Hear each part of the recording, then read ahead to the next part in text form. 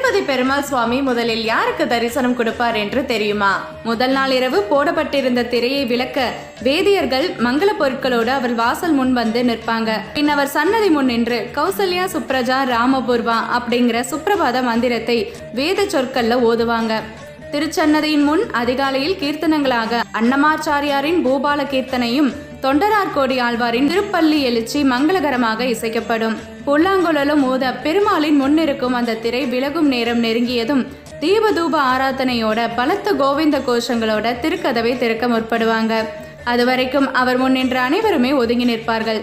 பெருமாளின் கண்களுக்கு நேராக நிற்கும் அந்த அதிர்ஷ்டசாலி யாருன்னா 30 முக்கோடி தேவர்களும் வாசம் செய்யும் கோமாதா தான். அந்த அதிர்ஷ்டமிக்க புண்ணியவதி. கன்றுடன் கூடிய பசுமாட்டின் பின்புறமே பெருமாளின் முதல் பார்வை படக்கூடிய இடமாகும்.